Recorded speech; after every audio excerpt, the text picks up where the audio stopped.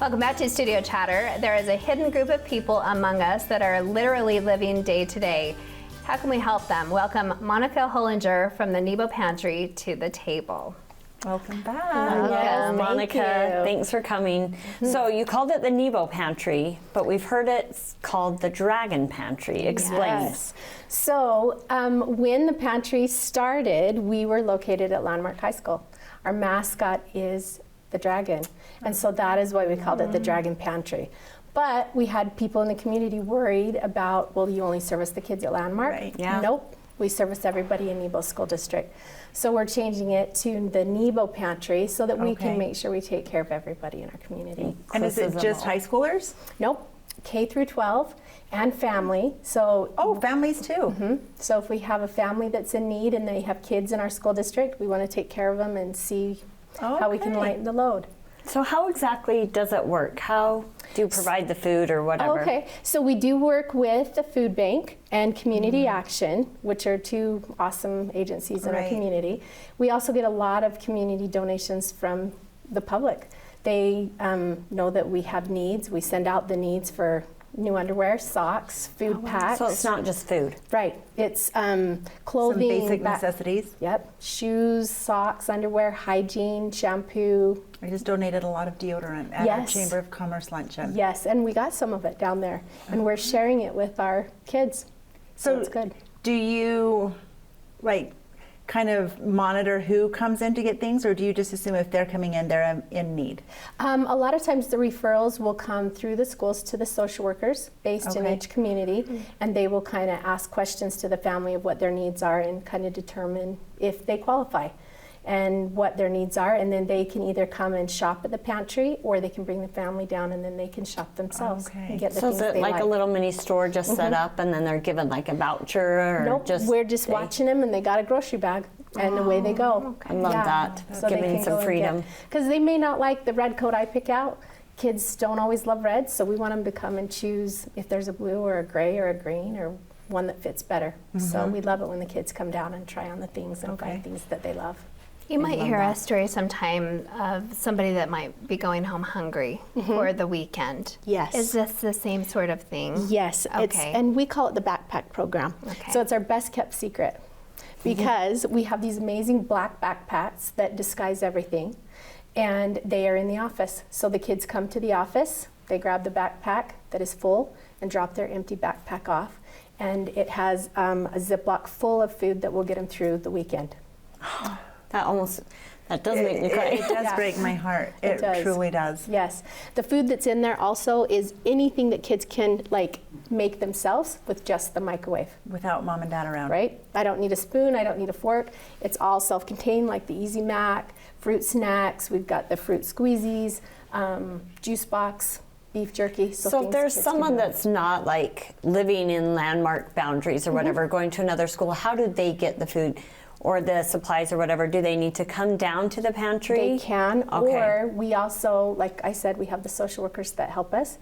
They can come and get the stuff and take it to the school, or the schools can come down and then take it to their school, or families can come down and get the So things Monica, where is the pantry located? Landmark High School, 612 South Main Street, right across from the Spanish Fork Rodeo grounds. And is that where we would drop off donations as well? Yes, so you can contact me there at Landmark High School or go to the front desk and they will help you. Okay. Yeah. Are you there full time? I am. Okay. Yes. Another question that I'm curious about, are there kids that are truly homeless? Yes, there are.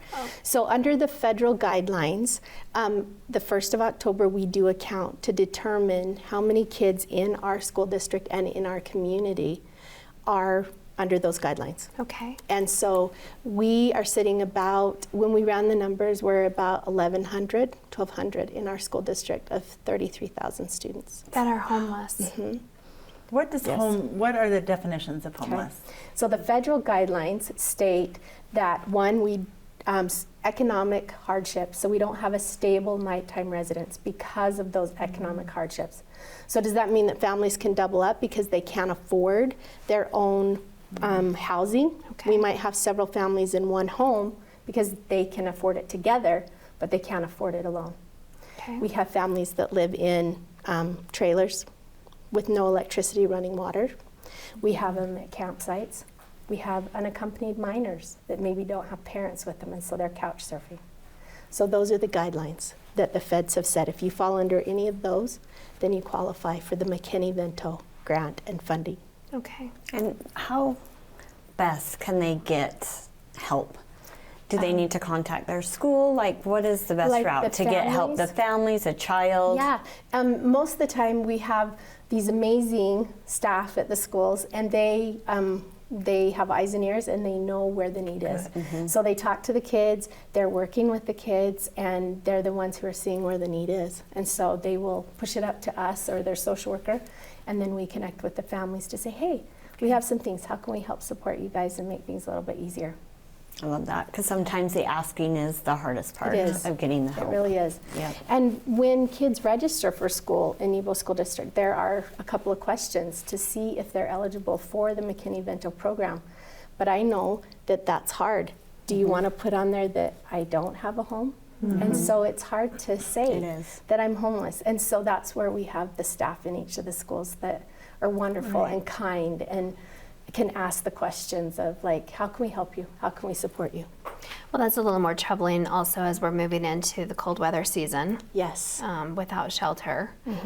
We just finished up the Thanksgiving holiday, and I think you provided some meals probably that way. We did. We had an amazing Thanksgiving dinner that we offered all of the students at Landmark, and it was a family style. And so we sat down together, the staff served the kids like family, and we sat down and we talked about what we're thankful for. And so we had a wonderful Thanksgiving dinner with all of the students. Wasn't your typical school lunch, it was family style, real mashed potatoes, real rolls, real gravy, stuffing, and the kids loved it. And what they didn't eat, we sent home with them.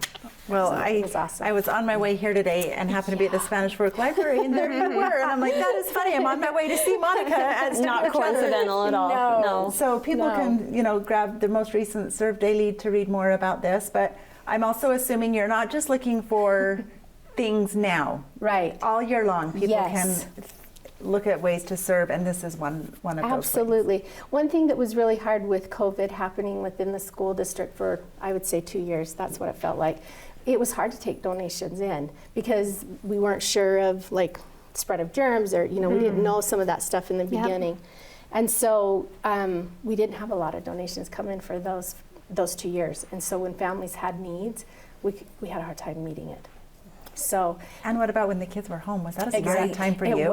It was because we were delivering food to kids, like school lunch. We were meeting them at like locations in the community to make sure that they were getting school lunch because that was the only food source some of these kids had. So grateful for Thank you for doing we have great do. people at Nebo. It's not just me. We have amazing staff that are looking out for like all of the kids' needs. So we have great people and we make a great team.